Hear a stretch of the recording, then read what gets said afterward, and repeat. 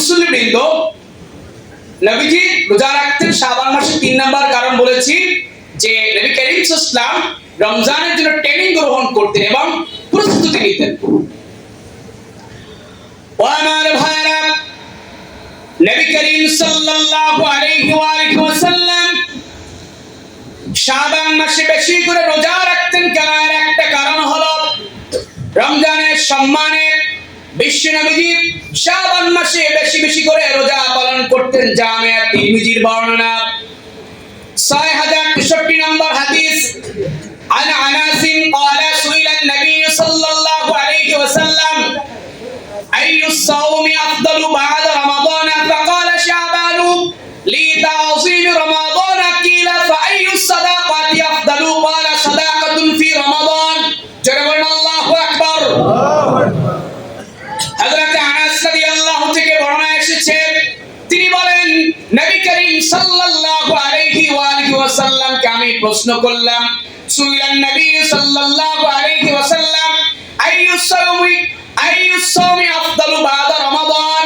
হযরত আনাস বলেন আমি নবী করিম সাল্লাল্লাহু আলাইহি ওয়াসাল্লামকে প্রশ্ন করলাম, ও আল্লাহর নবী, রমজানের পরে সবচেয়ে কোন রোজা উত্তম? নবী করিম সাল্লাল্লাহু আলাইহি ওয়াসাল্লাম বললেন, ফাকালা শাবানু লিতাযীম রমাদান। আল্লাহর নবী বলছেন রমজানের পরে সবচেয়ে উত্তম রোজা হলো শাবানের রোজা। এবং সেটা কেন? নবীজি বলছেন রমজানের তাজিমে আল্লাহ রাব্বুল আলামিন এই শাবানের রোজাকে উত্তম বানায় দিয়েছেন, মর্যাদাবান বানায় দিয়েছেন। এবং নবীজিকে হযরত আনাস প্রশ্ন করলেন, কিলা ফাইয়ুস সাদাকাতি, ও নবী কোন সাদকা সবচেয়ে উত্তম আফদালু? নবীজি বললেন ক্বালা সাদাকাতুন ফি রমাদান।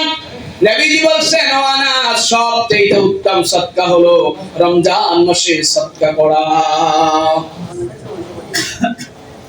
নবী করিম সাল্লাল্লাহু আলাইহি ওয়াসাল্লাম শাবান মাসে বেশি করে রোজা পালন করতেন। এটা 4 নাম্বার কারণ হলো আমার ভাইরা লক্ষ্য করে শুনুন।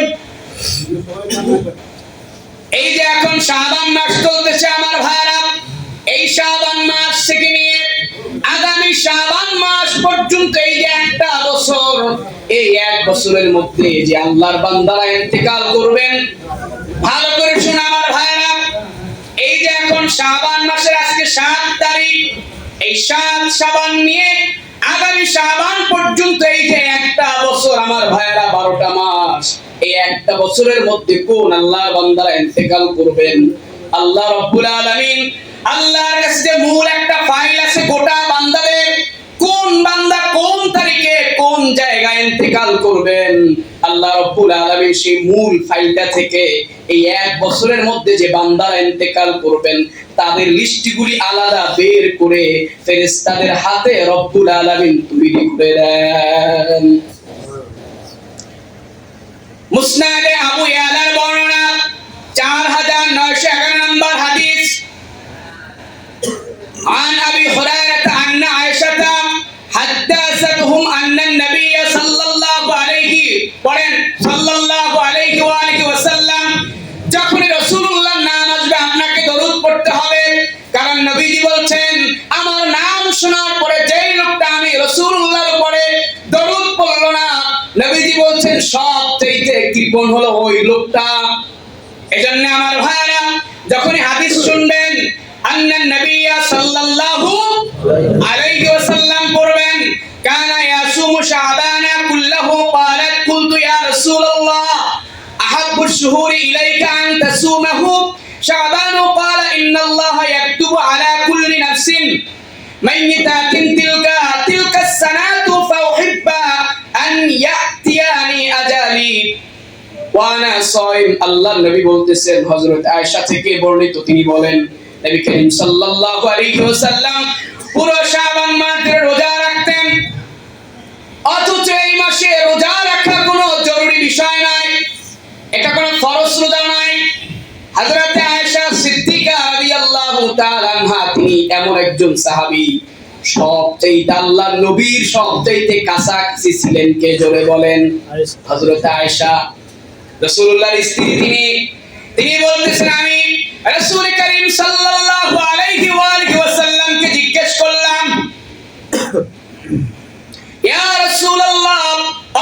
মাসের তুলনায় আপনি শাবান মাসে রোজা রাখাকে আপনি এত বেশি পছন্দ করার কারণটা কি? নবী করিম সাল্লাল্লাহু আলাইহি ওয়াসাল্লাম বললেন, ও আয়েশা, এই মাসে ওই সকল লোকের তালিকা আল্লাহ রাব্বুল আলামিন মালাকুল মউত ফেরেশতার হাতে তুলে দেন যারা এই বছর মৃত্যুবরণ করবে।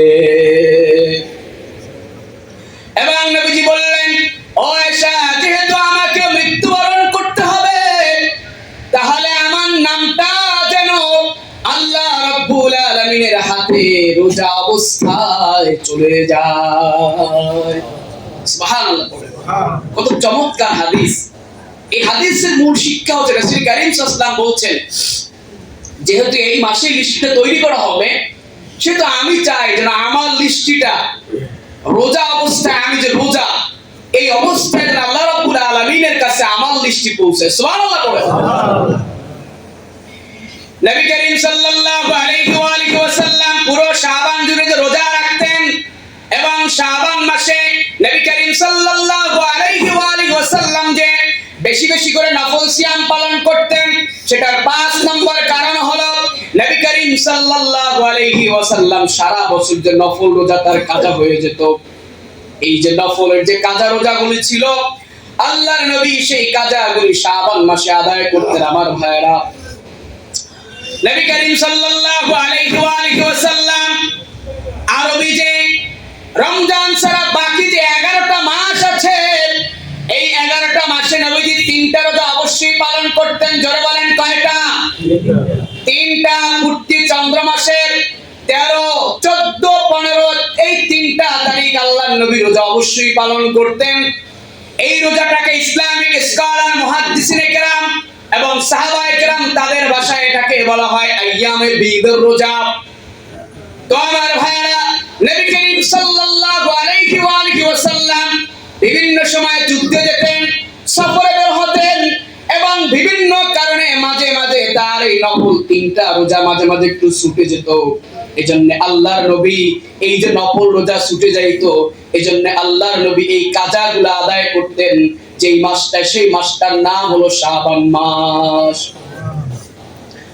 হাফিজুল হাদিস ইমাম ইবনে হাজার আসকালানি রাহমাতুল্লাহ আলাইহি সহিহ বুখারীর বিশ্ববিখ্যাত ব্যাখ্যা গ্রন্থ ফাথুল বারীর 4th খণ্ডের মধ্যে তিনি উল্লেখ করেছেন, আয়েশা উম্মুল মুমিনিনা কানা রাসূলুল্লাহ সাল্লাল্লাহু আলাইহি ওয়াসাল্লাম ইয়াসুমু সালাসাতা আইয়ামিন মিন কুল্লি শাহরিন ফারুব্বামা খাররা যালিকা হাত্তা ইয়াজতামিয়া আলাইহি সাওমুস সানাতি ফায়াসুমু শাবান।